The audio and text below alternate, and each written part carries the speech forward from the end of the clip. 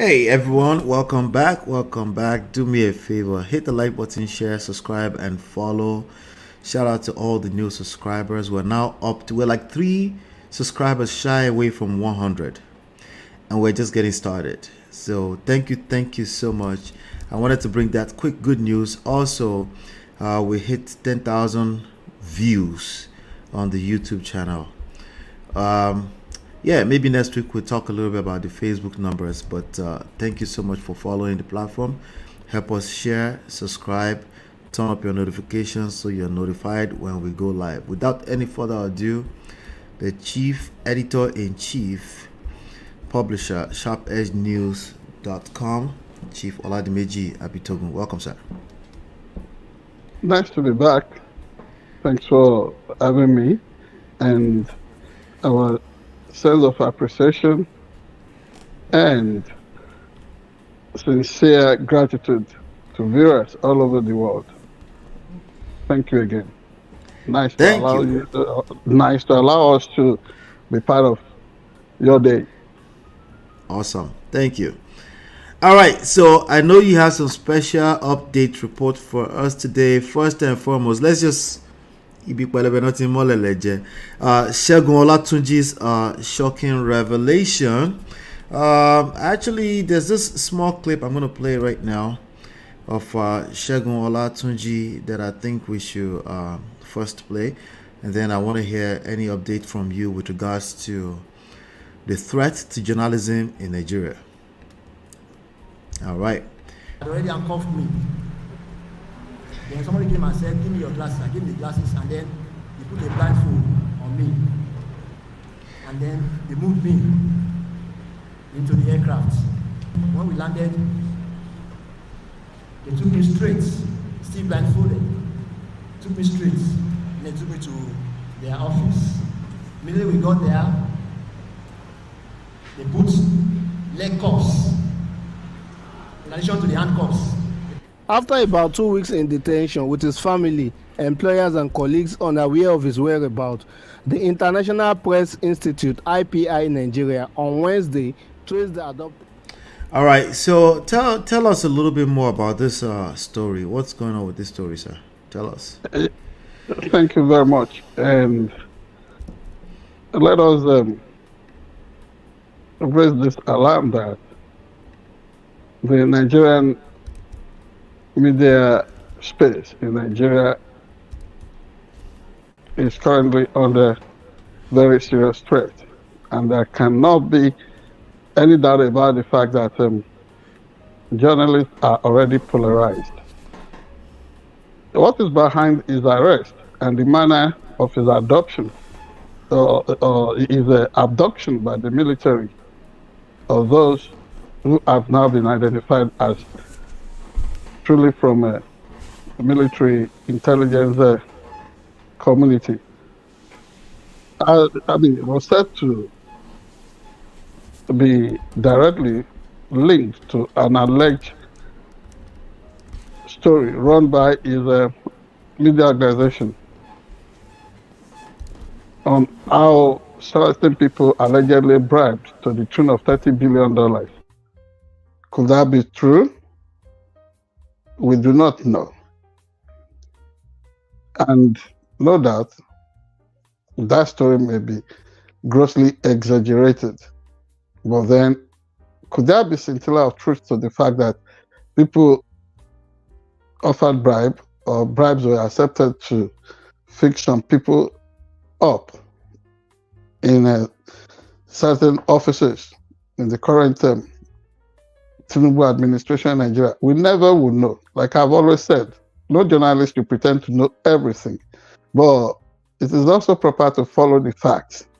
However, the initial denials without any plausibility on the part of Nigerian authorities as to the whereabouts of Mr. Segun Olatunji should in itself be focused.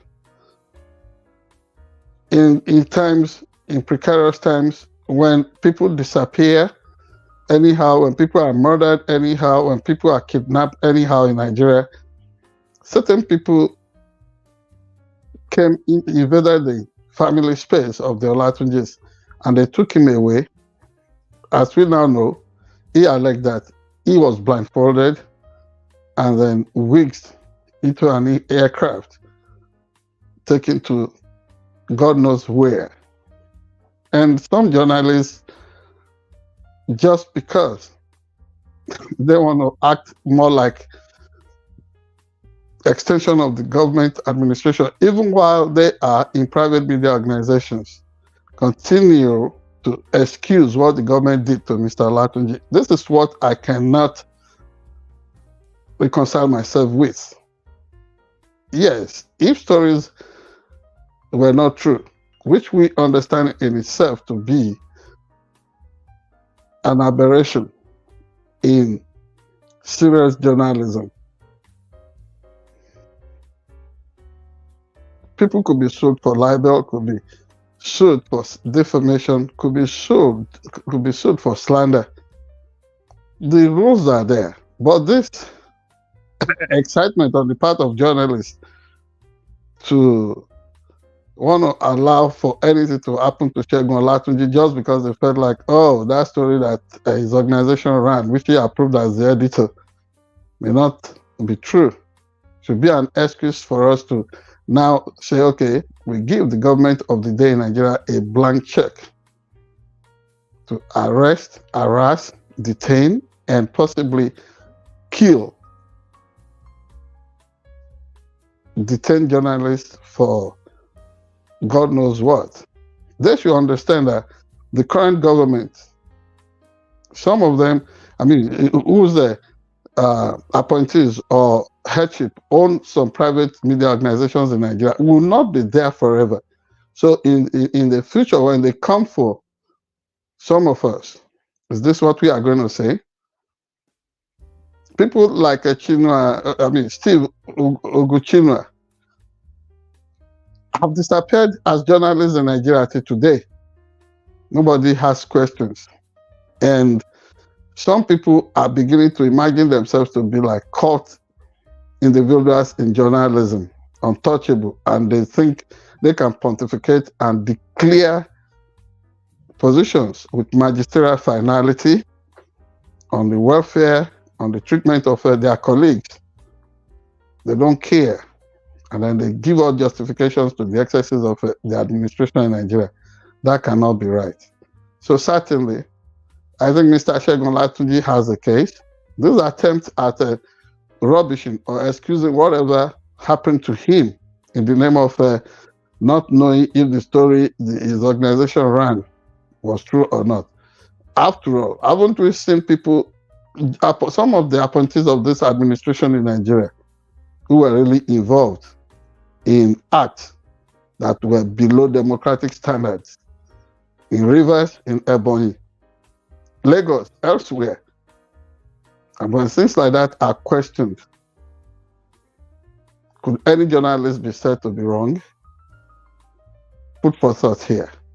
That is the plight of citizen Segun Olatunji. So journalists should stop playing the traitor within. Everybody should be united and understand that the profession faces a serious and present threat in the times that we live in. Thank you.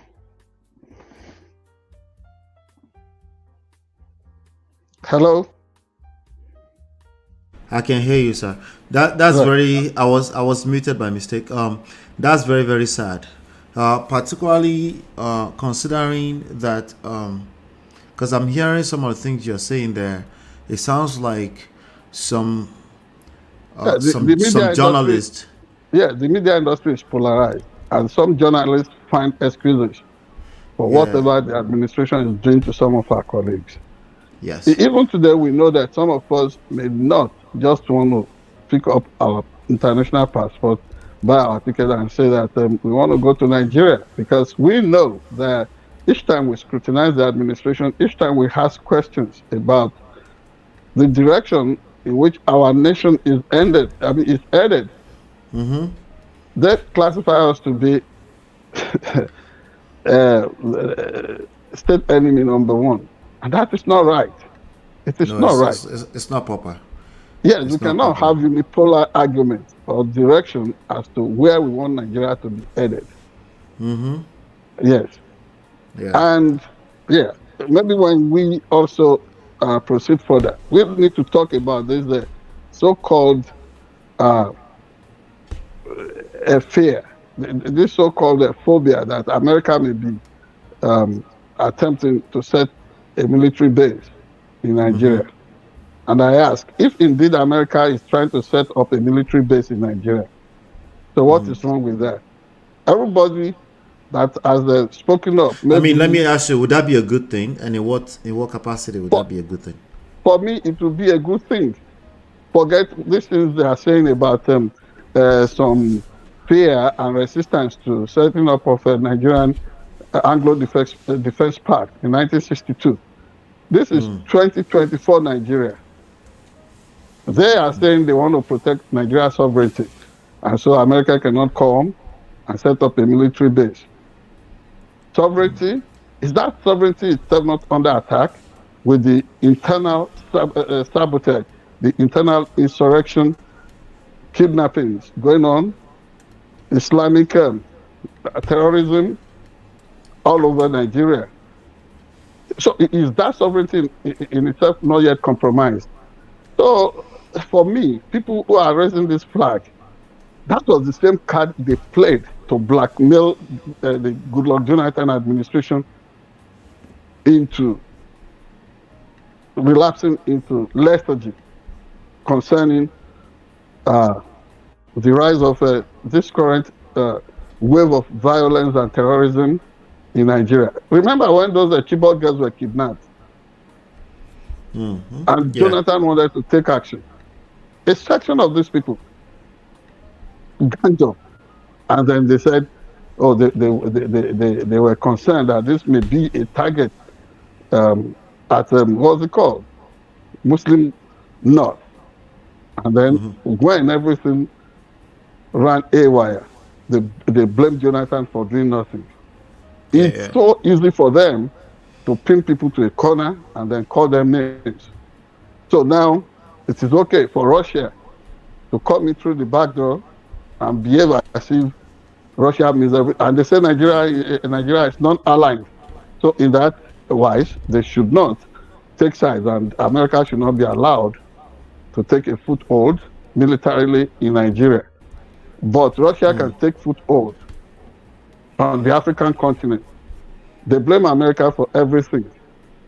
Yet, America represents a sign that is so positive all over the world. Let me ask you a question. Yes. What would you say to a person who said you seem to be a little biased when it comes to America?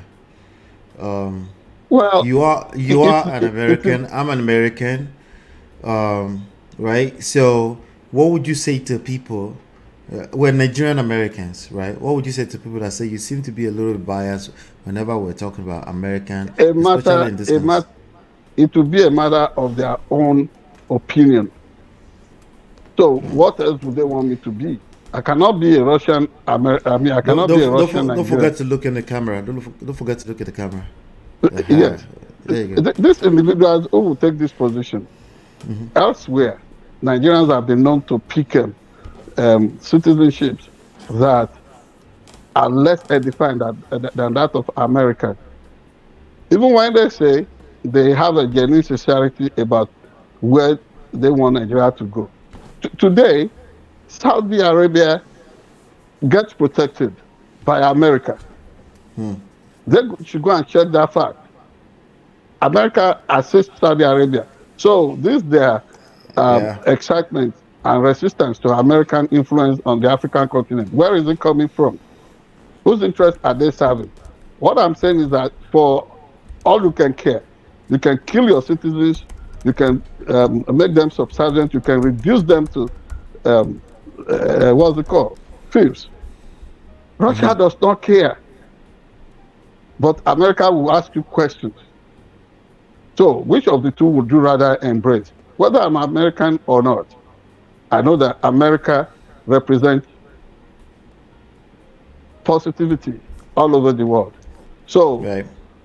the question is, are these people really concerned about Nigeria's sovereignty, something that is already destroyed by Boko Haram, by kidnapping, by terrorism all over the place, by so-called Fulani herdsmen?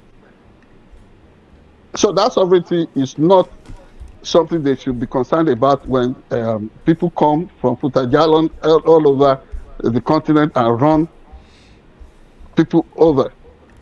So I mean, destroying civilizations that have been in existence for centuries because they want domination. That is not under threat at all when in their calculation. So these people, they are not talking as Nigerian patriots. They are talking as people who face the threat of being knocked out of their business. You know, terrorism and this kidnapping thing, this thing they call banditry. All these things have become real business for them. So because when America comes, they know that the bazaar is over. They know that America will not dilly-dally with them, whether in terms of kinetic action, intelligence gathering, and what have you. So now they want to preempt that. Tinubu should do whatever is right. The other day when Niger Republic dared Nigeria, these were the same people that allowed Bola Tinubu to wave the white handkerchief, virtually allowing Nigeria to surrender. This is what they also want. So Tinubu, in the best interest of the nation, with his technocrats, the best internationalists around him, to negotiate what is okay. And can you imagine the ridiculous thing they said? Oh, Niger people said America never exchange intelligence with them when they make arrests or whatever they do. So America should give you this intelligence, turn it over to you so that you can trade it off. Do you know how much compromises go on within the Nigerian, what's it called? The Nigerian echelon every day on how to tackle security threats. So this is what you want America to gather and turn over to you. They should gather it, use it in ways that would elevate Africa positively, not for it to be, given to some people who are already compromised, who would sell their citizens and their country off for peanuts. They say Russia is positive on that. So if Russia is that positive on the continent, how come the multi-billion-dollar Ajaokuta white steel project, how come it is not functioning in Nigeria today? No other project has got so much money like that, and Russia was behind it. Russia is behind it, so they blame America for everything. Our people are not sincere. They will soon be out of business if America comes, and that is why they are doing all this nonsense they are doing. Saudi Arabia is protected by America. Japan is protected by America. America has Putin in Germany. America enjoys. They kind of have Putin everywhere, regardless of what is official anyway. Yes, they now have. They said they have a sense of pride. What pride? Pride in your country, whose Let me read. Is under threat today. Let me read this statement from Mr. Mohammed Idris, Minister of Information and National Orientation. He said the federal government is aware of false alarms being raised in some quarters alleging discussions between the federal government of Nigeria and some foreign countries on the sitting of foreign military bases in the country. We urge the general public to totally disregard this falsehood. So that's the official, as reported by that is the Minister of Information. TV. In essence, it is the federal government that has spoken there. But what else would you expect? I have personal regard for Mr. Mohammed Idris, especially. I watched him. He was not bombastic when he was screened for the office he presently occupies. Another person was screened, and that person was reeling out highfalutin words and all, and we know that person will not be able to connect with the public. Mohammed Idris connects with the public. However, the elements who are dangling who are dangling all these so-called opinion, northern opinion about the serious security threat to Nigeria. Those are the people that should be doubted. They're always looking at things from a religious, socio-cultural lens. Nigeria ought to have risen beyond such mundane level. That is my concern right now. If America is going to put a foothold in the country and the leadership, I mean, personally, I would subscribe to that, not because I'm a Nigerian American, just because I know when America comes in, you know that all these crisis merchants would have been knocked out of business. And that is the panic they are suffering at the moment. I mean, look at how much Afghanistan, so-called Pakistan, was taken from America in the name of looking for Osama bin Laden. And they had Osama bin Laden around them all this while, until America directly went for the jugular and took out Osama bin Laden. So the same way, all these crisis merchants are all over northern Nigeria. They are everywhere in Nigeria. America may be coming. If indeed America is coming, let America come. Yeah. Okay. Anyway, let's America has not come. What have African leaders? America is everywhere, regardless. Just not official. They're everywhere, regardless. It's just not official. We are seated where we are. Go to Google Earth. You will see whatever is going on Lagos Street, any village in Nigeria. So if at civilian level we know this much, America does not even need to put any boots. And America does not need permission if it comes down to. This is the thing. Every day we set up leaderships that oppress the people of Africa. Is America involved in the billions that have been traced to Yahaya Bello? Is America involved in the billions that have been traced to all kinds of evil African dictators and authoritarians, accidents of history? And then they blame America for everything. I think we should do some soul search and then debate sincerely instead of looking for countries to be scapegoated for our irresponsible conduct. And to be clear, we're talking about all of the discussions. I mean, we already said federal government is debunking anyway, but you're talking about the sentiments around the discussions today. How would you describe it in one word? Pseudo intellectuals. Okay, all right. Let's look at that.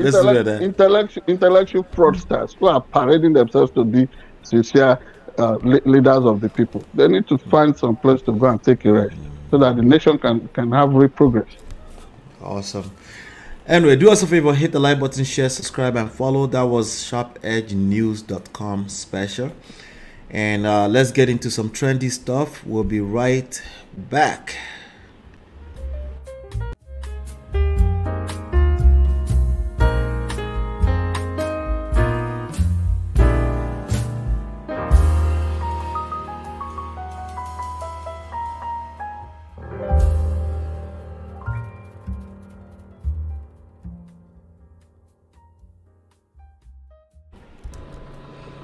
Ensuring a safer highway is the objective of this area of patrol.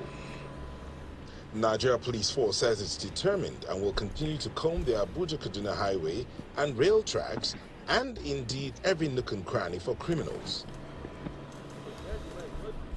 With the patrol over, the police parade suspects, including the alleged mastermind of the Abuja-Kaduna train attack, Ibrahim Abdullahi, who is the leader of a kidnap syndicate terrorizing passengers plying the Abuja-Kaduna highway. The same thing. Instead of people are those that are attacking our power generation plants.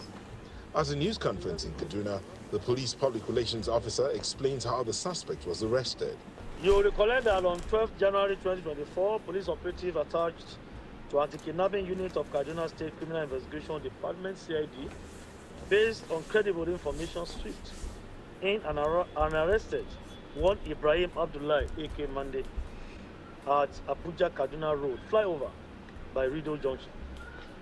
The suspect confessed to being the leader of a kidnap syndicate terrorizing Kaduna-Abuja highway, ranked among other criminals like Dogo Gide and Bello. The police reel out statistics of other suspects arrested from January 2024 to date.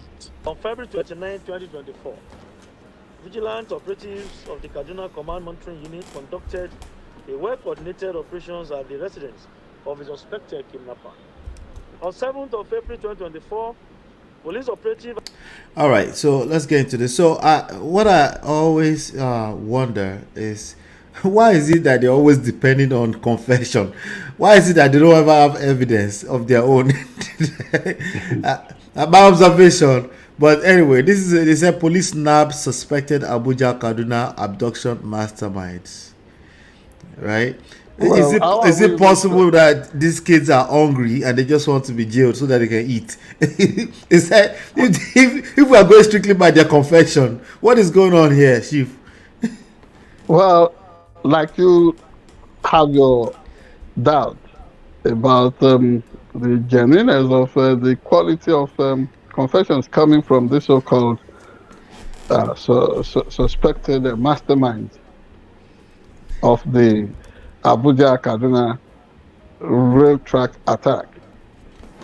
Same way do I have my own doubts. However, let us, if indeed this were the kingpins, this were the masterminds of that tragic incident, Right. the Nigerian police, the Nigerian security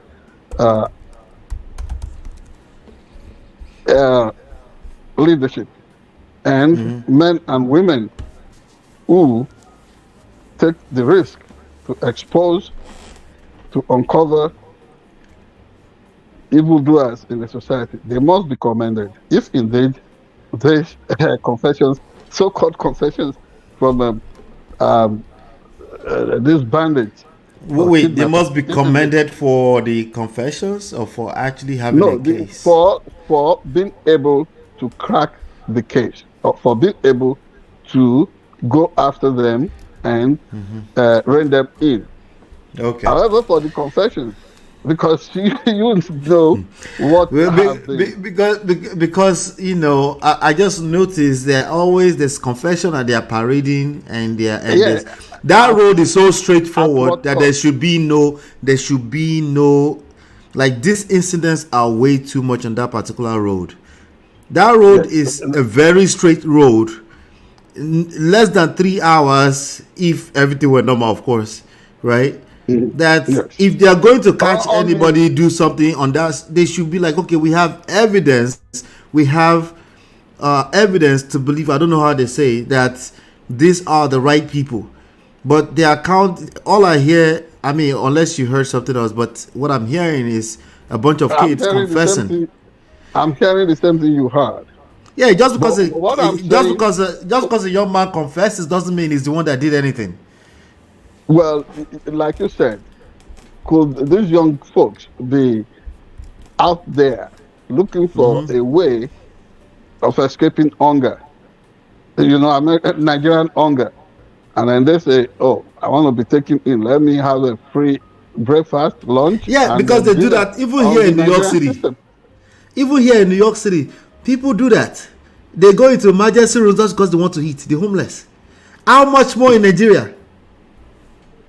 We never will be able to say, but what we know of Nigeria is that security threat is ever looming. Yeah, everywhere in Nigeria. You have seen how people can be targeted and kidnapped and killed for organ harvest. You have seen how people are taken in and all kinds of stuff are done to them in the name of taking ransom, demanding ransom and taking ransom. You have seen what things could be done to people in the names of wanting them to switch religion. All kinds of things going on in Nigeria. Highway, terror, robbery. You may be sleeping in your house, people coming in all kinds of funny uniforms and attires, and then like what happened to that journalist Segun Olatunji, and you are taken away. You don't know if those who came for you are state actors or non-state actors. All kinds of things happen. But in this case, they are saying these people have confessed. So my question is, what is behind that quality of confession? Were they tortured? Exactly. Yes, were they tortured? In which case, the quality of confession may not be reliable. But if it's Exactly. coming from a penitent heart, some heart that is grief-stricken, and they feel like, okay, I should own up to things that I've done against fellow humans, against the country, then that may be something to Kudos to them, if that's the yeah, case. to think seriously about. However, I'm hearing mastermind, and they have mentioned some notorious gangsters behind this youth who have now been described as the masterminds. So between these so-called masterminds and Dogo, Kidai, and all of them, who actually who qualify to be described as the mastermind, who We don't ultimately believe benefit from all this. we don't believe them. But you're a journalist. I don't believe You and them. I do not know. We give the Yeah. system benefit of the doubt. But from what we have, what Nigerians have suffered over time, there is still more to be done on the part of There Nigerian is. security operatives Yeah, and the there Nigerian is. government. And part Yeah. of that is this ongoing debate about whether America should have military base all over the place. You know, South Korea have American military base. Japan has everywhere. Have those people become American? So you think that will become additional intelligence for Well, the military you know the community? implication. You know the implication. If America sets up a military base all over the place, Ojú all kára these nìyẹn o. people, all these people will be out of business in no time. They will be out of. Somebody has said, "Oh, France has been in Niger, has been in Mali, and what have you." It is not also true. You see the pushback from the people who ultimately benefit from this crisis. So, Dogo Kide and all of them, they know, and they have people who help them to gauge public opinion and mold public opinion, so that they continue to dig in and they unleash the worst of terror on Nigerian public. So if America is going to come, so be it. I'm not going to lose sleep over that. Already, I'm losing sleep when some Fulani headsmen invaded my farm, and then they attempted killing my farm manager. When they put a price on my head, where were these people? Because they have not tasted the pill that some of us have had to have had to swallow to survive. They won't know what we feel. They won't know how it pinches. So kudos to Nigerian police if these people indeed. May God bless Nigeria police. May God bless them. May God bless Nigeria as a country as well. Yeah. May God bless Nigeria police, because it's just the way they even the way they put the structure their sentences. I'm like what are you talking about? But anyway, let's just like you said, let's give them the benefit of the doubt. If they actually catch these people, and if God must bless more grease to their elbows. The police and Nigeria must also bless God. Happy. All right. Do us a favor, hit the like button, share, subscribe, and follow, so you're notified whenever we go live. If you like this segment, you like the next one. Stay tuned. Stay tuned.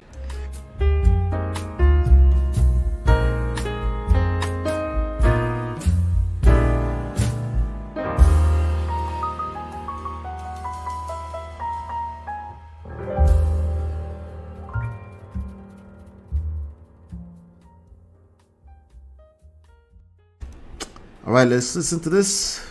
Okay, thank you very much, Sheil. With respect to Mende that you mentioned and you highlighted in your report, Systems 1, that's Oduyalaro, was gazetted in 1974 by the former Lagos State Milad, General Mobolaji Johnson. and that is the most critical system in the whole of the state. It defloods the whole of the mainland into the lagoon. In 2021, my predecessor in office, Mr. Bello, served notices on the properties inside the right-of-way for Systems 1. And they started the engagement for over a year. I inherited these conversations, and it got to the peak on 21st of November or so last year in my office. All homeowners, developers, residents on the right-of-way of Systems 1 were led into my office by the honorable member representing Koshofe, Constituency 1, Honorable Okola of Lagos State House of Assembly. We played the video. We had a lengthy... All right, so this is Babago Shalaye tired. Federal government initiates 2.75 billion naira compensation for Lagos-Calabar highway. Maryland residents cry out, it should be. What should we call it? There's a lot of noise today around this trendy news. The Lagos Commissioner of Environment offering some explanation. Then David Umahi, the Minister of Works, having to say, to explain his own part. Well, have you also seen the new dimension, the twist that was brought into the whole thing by the son of Afrobeat legend, Fela Anikulapo? No. Yeah, we're going to talk about that. Hold on one second, right? We're going to talk about that. The Maryland people are saying that they got a 2-hour notice. Seun Kuti is basically in support of all of this. I don't know why. That's not all. Not a stake. Not all. Particularly, he was saying that the coastal highway, the one that stretches from Lagos to Calabar, and that shortens the current 12-hour journey, 12-hour-long journey from Lagos to Calabar, that will shorten it to between 6 to 7 hours when fully completed. He also said maybe the citizens of Nigeria will finally be able to see the beaches. I'm not seeing the relevance of. Yes, forgot. Was he joking around? What was that about? We don't know. He may have inherited his father's sense of humor. Okay. Abameda, Fela Anikulapo Kuti was a man of humor. Other than the seriousness of his music. So maybe he was joking around a little bit with some seriousness there. We don't know, but he never clarified that. But if indeed he has found a way of closing up to the government of the day in Nigeria, and now is the one that is excusing the pains and sufferings brought on businesses and persons for the realization of this laudable project, that in itself would call for some concern that, what is Seun Anikulapo Kuti turning himself into? So I think he's saying that these are the elites. Sorry to cut you off. He's saying that these are the elite and they are the one that has been oppressing the regular citizen and they cannot deserve it. It's not saying it like that. For example, our foundation, SharpEdgeNews Foundation, was looking for a way of appreciating and giving award to that journalist that was able to heroically question or interrogate the Minister of Works, the journalist from Arise TV. Oh yeah, Leila Johnson. Leila Johnson Salami. But remember, Seun Anikulapo Kuti describing her as being disrespectful. And I'm saying, describe her as being disrespectful. She disrespected the minister for standing her ground and asking the relevant questions about the environmental impact assessment done before the rush of this project. And I'm like, where is Seun Anikulapo Kuti coming from? Where is it coming from? This doesn't sound like Seun. Was he being sarcastic? Did they take a chunk of some of his? They took a little piece of his video. It doesn't sound like Seun. It's him, unless he's now retracting and apologizing to Leila. Oh, really? Leila did a good job. You know, Nigerian journalists are given to this protocol style that you begin to wonder, are these journalists? Mm-hmm. But Leila No, makes Leila is a difference. class act. Always, she's always been. She's Yes, Leila. What's the name of this other guy? Oseni, Rufai Oseni. I don't like Rufai Oseni. Yeah. Though. Well, I like him. Just that okay. sometimes too, there are things you cannot. So really I like him, but like he's too much. He be doing too much sometimes. Yeah, the man that takes the heart beyond them. I mean, that takes it beyond an art. At times, it's Dr. Ruben Abati, who would find a way of rationalizing everything within law, and then not the ambits of journalism. However, the Arise team, by and large, do a great job. And sorry, I've been cutting you off so much on this story. You can tell when I'm so interested in the story. But since you referenced it, let me play the video. Since you referenced it, and then I'll let you run. Hold on 1 second. There you go. All right, this is Layla right here. If you're wondering who she is. You mentioned the ESIA is currently being carried out by... Sister, I was raised in the village. Me, I'm not here for now. Well, so sorry. So try to did you speak. Notice that attempt at, you mentioned that the ESIA did you see that attempt at rubbishing her accent? Yeah. Objectifying her accent? Talking about I was raised in the village. Yes, he was trying to shut her down, basically. This is standard practice amongst Nigerian elites, and when they want to escape, when they want to dodge the question, they would, as if our citizens coming from the diaspora are not part of the country, as if those of us who live outside the country should not be regarded as part of the citizenry. They say since you japa, you're not part of us anymore now. That is not true. We all are one. Unless somebody is displaying this mentality that, oh, you have crossed the Rubicon, you have been sold into slavery, you don't deserve to return to the continent. That is a shame. Nobody should think like that. It is a shame. Coming from the leaders. Yes, for him to have, that is what you will not find in Ghana. That is why you find so many descendants of, what's it called? Africans in the diaspora. Coming back home, and they're going to Ghana. Yes, they go to Ghana. In Nigeria, it's not like that. Nigerians, they are stuck. There is this fixation. Oh, children of slaves. There's no place for them here. Forgetting that, what's it called? Slave returnees in those days were part of those who built and sustained the Nigerian civilization as we know it today. Who built the African civilization? Yes. Yeah. So when Umai was trying to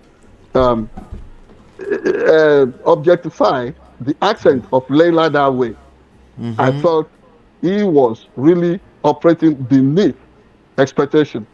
And let me wrap this up. Do you think it was a moment of? Do you think it was a moment of maybe it was just it was a sense of humor?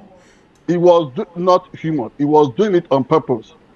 And don't forget his mindset. I don't want to really bring any tribe. To be honest, I think this girl has changed. This was the girl I know from before. She would have rubbished him. I think she's learned a lot too. Of course, she also succeeded at rubbishing him, because instead of him succeeding at rubbishing Layla, it was this foolery. It was this lack of. He became the fool. Yes, his foolishness was on parade right there. He thought he could do those things he did in the village scene, behind the scene in Ebonyi. The way he sold out his people, and look at another game he played there. Issuing a statement trying to blame Peter Obi for inciting Igbos all over Nigeria. I heard against authority, and that he will never stand by them. That is him trying to demarcate Peter Obi, because he still knows this is presidential ambition, and this is what they do in the East. Remember in those days when my good friend, you have been at a meeting with late Chief Ojomadweke and I. Right. He used to talk of people, the idiocy of people talking of Igbo presidency, that you can only have Nigerian presidency, but somebody of Igbo extraction is qualified. They went to town to rubbish him. That is what David Umwai is trying to do to Peter Obi there. Another thing that they have done is to also want to blame Landmark for playing politics. The same David Umahi. But finally, Right. on this subject, what Lagos government is doing is quite commendable, trying to, although they must do it with humane consideration, trying to make sure that people who take shelter under bridges and are being extorted by some Shylocks who are not even legitimate landlords. Some of them collect as high as 1 million, Right. 200,000 From some of these innocent people. Innocent people to afford them accommodation wherever in Lagos. So the commissioner of environment in Lagos going after that is quite commendable. However, what is the Nigerian government doing on mass housing so that no Nigerian to go without food or shelter on any given day? Absolutely. Yeah. So I don't think we've seen the end of this. I don't think we've seen the end of this story. It's an unfolding drama, especially David Humai trying to scapegoat Landmark investors. Undermine the concerns too of the people. That's right. And what is 2-point-something billion naira going to achieve in terms of the sentimental values of properties being destroyed and all that is going on? But we pray that the very best would be done in the interest of Nigeria, and Nigeria never happened to any of us. Amen. There's a young lady, influencer, Etinosa. Not Etinosa, sorry. Is it Etinosa? No, sorry, it's Yemi Alade. She's a singer. Right. Yes. And she was saying, thank you for telling us not to invest in Nigeria ever. That was our own little sarcastic remarks. It's not even sarcastic, it's straight to the point. Because that is exactly what we said. That's what's going on, right? This desensitizes anybody from taking good money. It's not just Landmark. It has happened to me. Of course, you know what happened to you because of your excitement and interest in trying to promote art and music in Nigeria. You know what happened to you. I know what happened to me. I'll be trying to forget sometimes. Yes, it's so hard for me because I don't even have it. Actually, just last week. Actually, just last week, it just happened again. We might consider it's just I don't know, maybe I lost $20, $30, but that's how it adds up. All you have to add is a couple of zeros behind it. It's the fruit of your sweat. It's the fruit of your labor. I sent $140 to take care of a quick task. The task was not going through any further. They issued me a refund. The refund came back in the form of $118 because of the fluctuation of naira within 2 or 3 days. On the Jan Komora. No, just naira itself will hurt you like that before onto Jan Komora. So this was a few days. It was an actual refund, but the naira was refunded. It's just that it has been devalued. Yeah, the volatility of the naira itself. So these are some of the issues that we're dealing with before you even deal with the persons, like you were saying. So people, this existential threat every day is dogging the average Nigerian. Should be mirrored first. Should be focused first. Should be lesser focused first before they begin to look at the danger constituted by America, by Britain. What are we doing to ourselves? Okay, all right. Hit that like button, share, subscribe, and follow so you're notified whenever we go live. If you really like that segment, check this next one out. You're gonna like it. We'll be right back.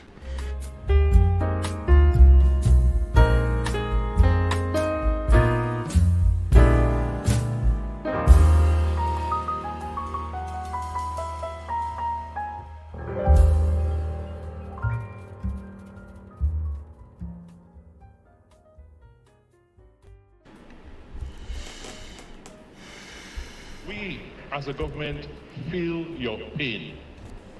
We know your take-home pay can barely take you home. We will continue to try. And I am one of those governors who believe that we cannot run away from the fact that we must adjust the minimum wage of workers in Nigeria. And so, for us in Edo State, we have decided that we will move minimum wage effective May 1 to 70,000 naira.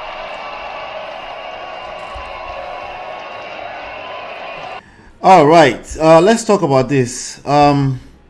Obaseki defends minimum wage hike to 70,000 naira.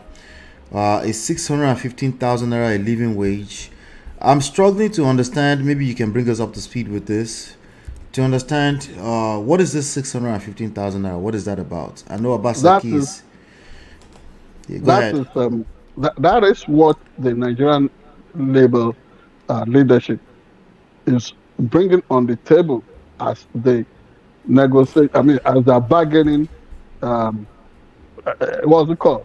Bargaining wage to start with the government of Nigeria, and from there, I mean, you don't come to negotiation with your barest minimum.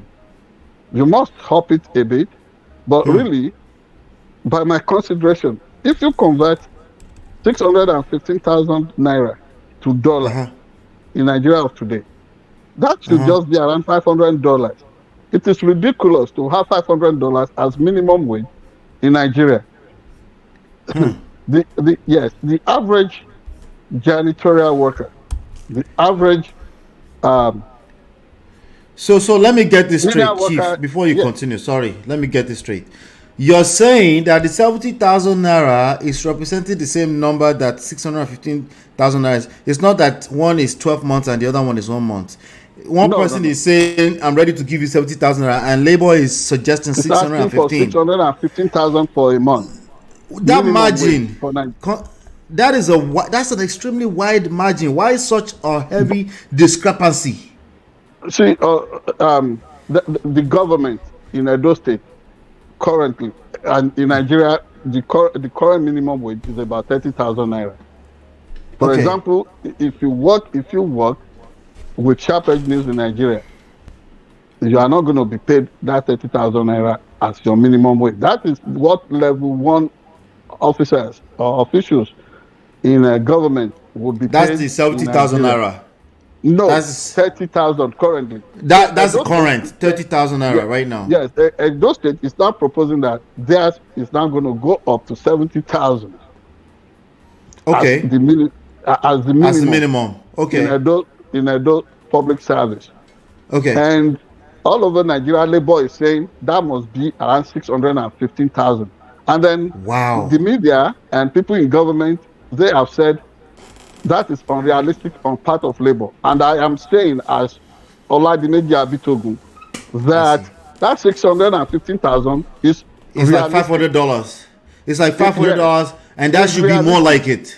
Yes. So if you are condemning what Labor is bringing on the table, what Labor is proposing, what you are doing essentially is that you are really aligning, you are taking the same position with your oppressors.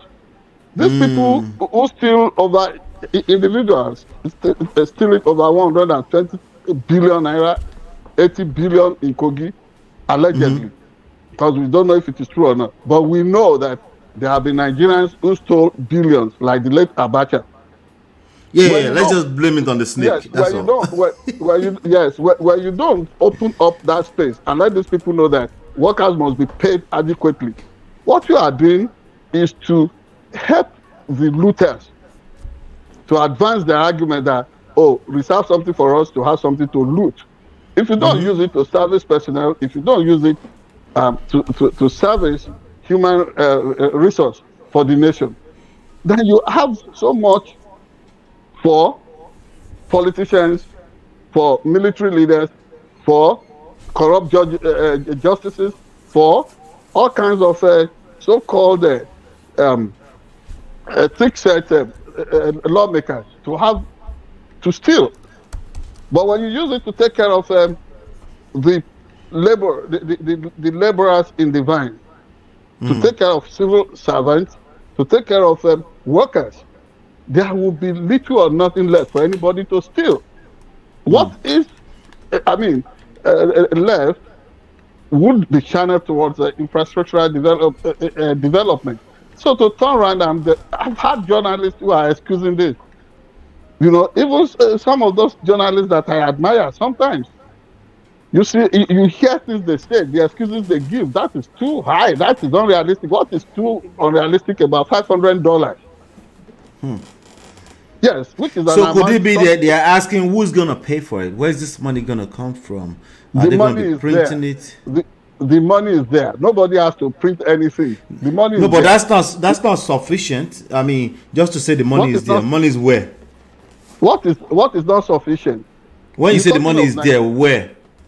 If the money is not there, how come one individual, one corrupt public official has as much as 80 billion, 120 billion to steal? And you're just talking of just one person. You know how much a minister will steal in a week in Nigeria, in a month? Okay. So we can talk about redirecting corruption money resources towards to servicing the genuine hunger, the genuine the genuine hunger and needs of the people, of workers and officials.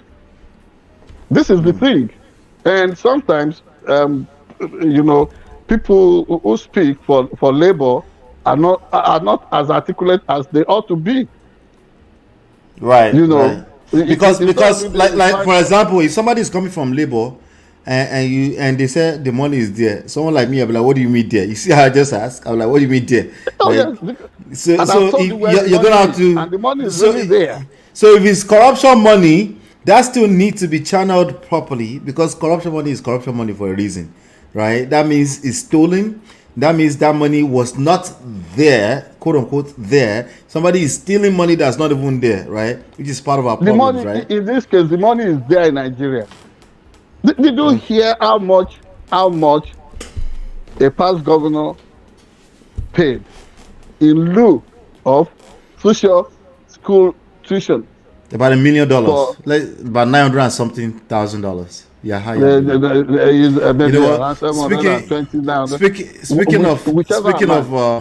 Speaking of Yahaya Bello, let's move on to this next segment. I think you're gonna find it interesting. Do us a favor, hit the like button, share, subscribe, and follow. And if you like that segment, like I just said, check out this next one. We'll be right back.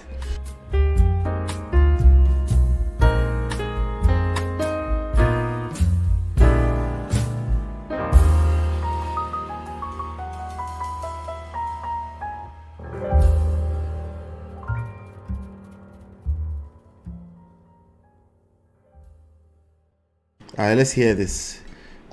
Is there a possibility of doing away with immunity clause? No, to start with, it wasn't immunity clause that made the governor to be able to do what he was alleged to have done. Because the governor will have immunity, you know.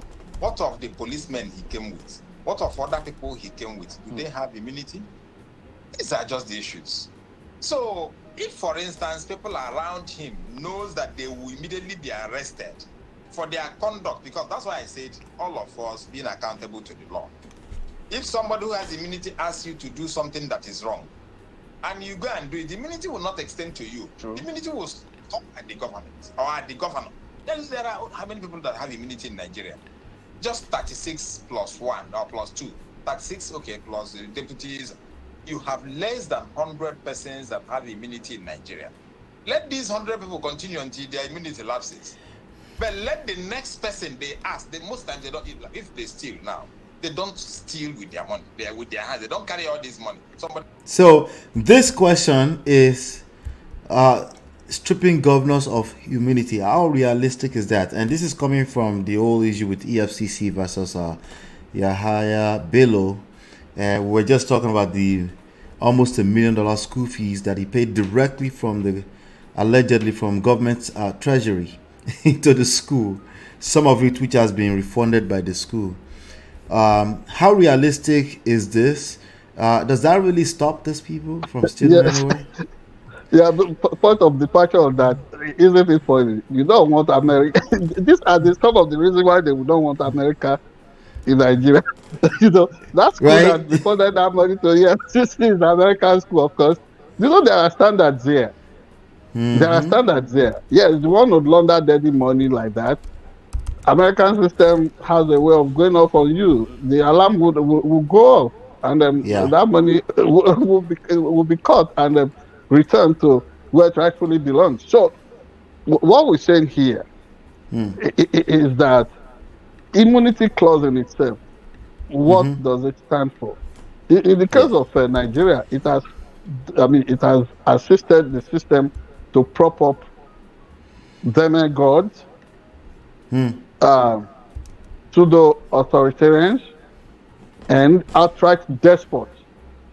But for immunity, the kind of things that we witnessed under Buhari, the deliberate pauperization, impoverishment of the vast majority of Nigerian citizens, people having to jump into the lagoon and committing suicide because of the shenanigans perpetrated using Emefiele, whatever, as proxy for all those crazy monetary policies of that time.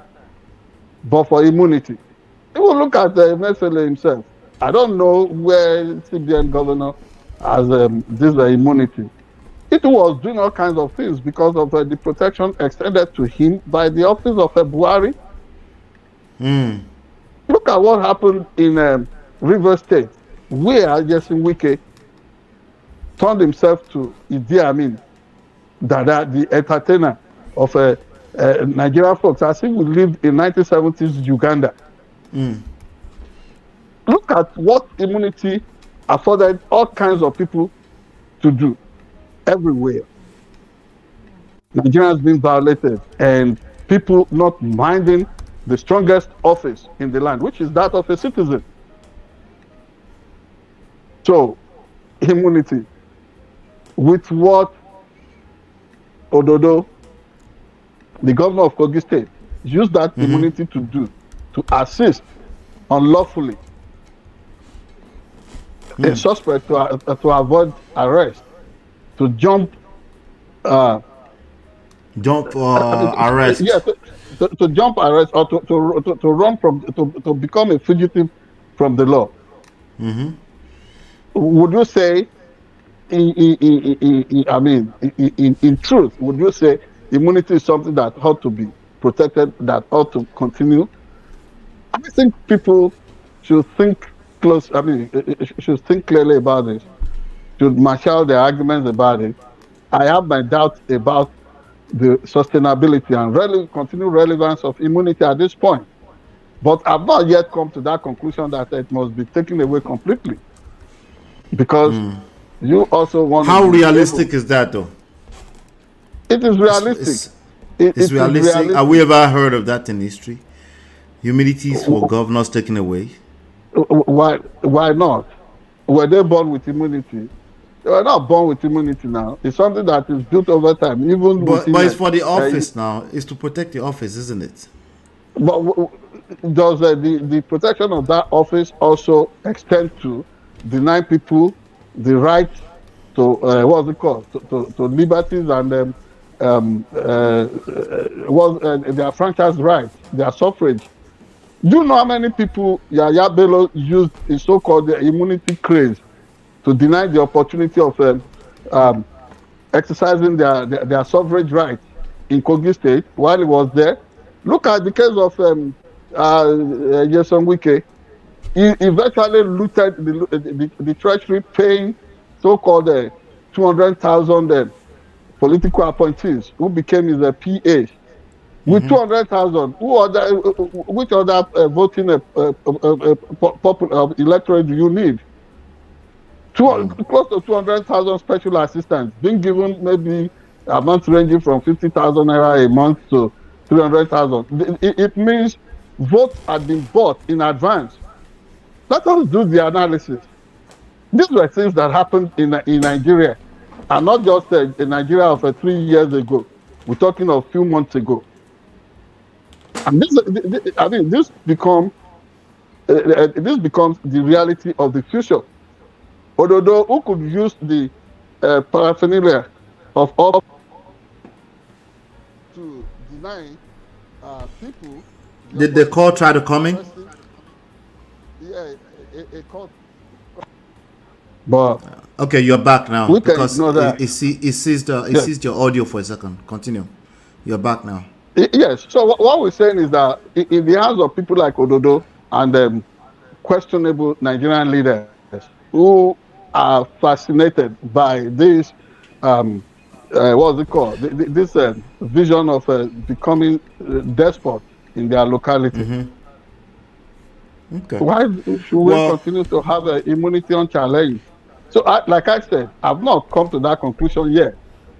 Mm-hmm. Yeah, excuse me. It's something that I'm still struggling with in my subconscious. Yes. So for me, territory. Right. It's uncharted territory. Even the fact that let me bring this in from our American climate here. The fact that the Supreme Court justices in America could bring themselves that low, discussing would immunity be able to cover this if a president orders assassination of a political opponent and all that. You see, the way they pushed this envelope, in Nigeria it was pushed. It was something that was initially crafted to protect Sani Abacha alone. This so-called vision, dream of life presidency. And that is what has now been extended to these people. Now the Supreme Court in the US is debating the same thing. In the case of Donald Trump leading January 6th insurrection. And they want to find a way, because majority of them on the Supreme Court is devotees and appointees. And look at Clarence Thomas dangling that hypothesis, the argument. So what should happen? And forgetting that Donald Trump has said, if you stood in the middle of Manhattan and fires at whoever, that nothing will happen in America.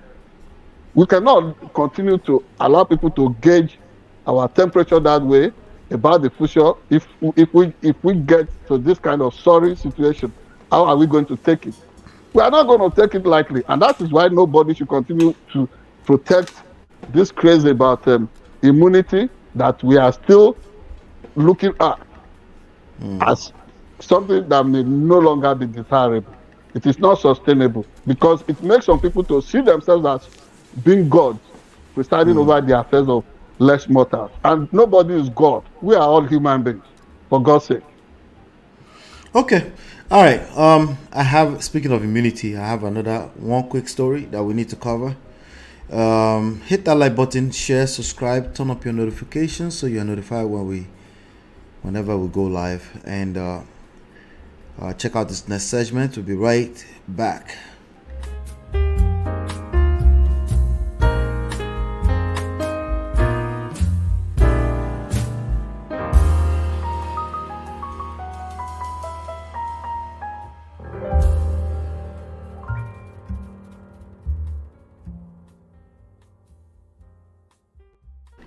All right, welcome back. Let's listen to this quick video. We just got that decision from the judge on whether or not Donald Trump has in fact violated his gag order again.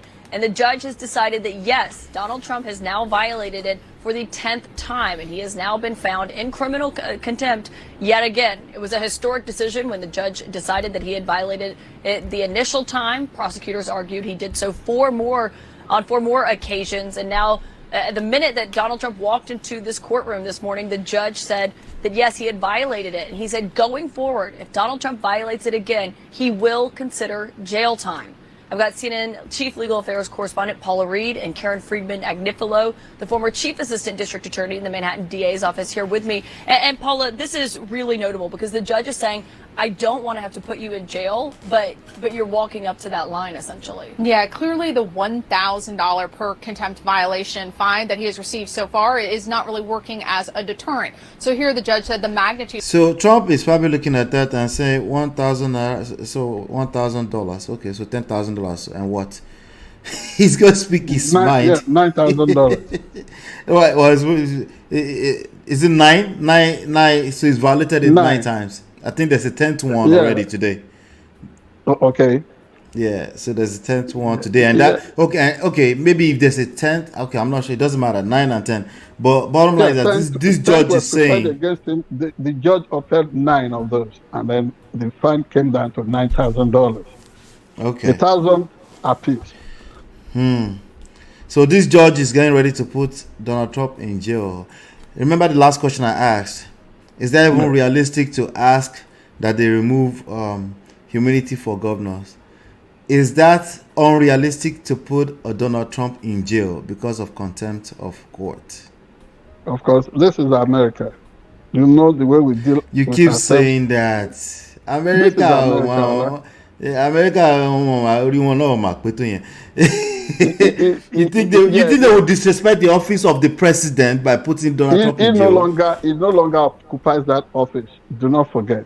And true. Unless it's an extreme. Unless it's an extreme. Wait a second. Okay, I'm with you. The issue here is the fundamental damage that will be done to the trust in the quality of justice, the system itself. Is going to be the compelling force behind whatever ultimately happens to Donald Trump. Already you find opinion leaders saying the way Donald Trump has continued to push the limit, it's lock on the system. If a Barack Obama had tried that, Brother Barack would have been sitting somewhere cooling off his feet now. True. But because this is a man who believes he is this, he is that. I do not want to I do not want to really see myself looking at things from racial stuff now. But the reality of it is that if the system does not catch up with him, I think it will be so hard for that system to convince you and I in the future that we can be reined in for things we know that Donald Trump could not be for which Donald Trump is standing at the moment. So this is the thing. And America, the system has a way of correcting itself. It's That's not. True. Yes, it's not. See, America will set you up for success. And if you do not know how to manage that success, American system is able to bring you down to your knees. Spit you out. Yes, it has happened to so many folks in the past. White, brown, black, whatever. It does not matter. It's almost like the lyrics of that Michael Jackson. It doesn't matter if you're black or white. It does not matter if you're black or white. So, going forward, if Donald Trump pushes his luck too far, and you remember, it does not go. It doesn't fart anymore carelessly in court like it used to. It's not farting anymore. Okay. It's not farting carelessly anymore. Maybe it still does it, but it's washing it, and it controls its verbal diarrhea to some extent at the moment. So let's continue to watch. But he no longer occupies that office. So talking of bringing that office to ridicule and odium or what have you is out of the question. At the moment, he is facing reckoning. Can you imagine? And the fact that Donald Trump at the Rikers Island. Sheesh. Yes. And look at things he's been saying, and they're trying to take undue advantage of the genuine demands of students all over America to now want to use that to rubbish the administration of the day. Is he referencing that? Yes, he has done that in some circumstance, and Joe Biden coming out to hush it and let everybody know that this is not a moment for politics. This is serious leadership. Serious business. And yes, and America is not going to begin to violate people's First Amendment right, free speech, all over the place. People can protest, but don't cross the line into perpetuating violence That is where Joe Biden stands. But this man who deliberately encouraged people to cross the line between protests and then disrupt official business and kill policemen on duty at Capitol in the name of rejecting genuine elections and then spring up all kinds of conspiracy theories about the quality. I think that's what the content is about, right? The social media is social media, using the social media to perpetuate some of this craziness. Even things he says directly. He says too. Yeah. I wonder if you have this kind of people as old men, what those of us who are younger will be looking up to. But you and I will be decorous. We won't follow his lead. There are good people all over the world, and those good people we would always reverence and we would always respect. I heard that people like this with such a sharp mouth, they don't get better with age. He's now 77 years old. It gets worse. Is it not 78 years already? They say it gets worse. Yeah, he's lived like that all his life. I don't think it will get any better.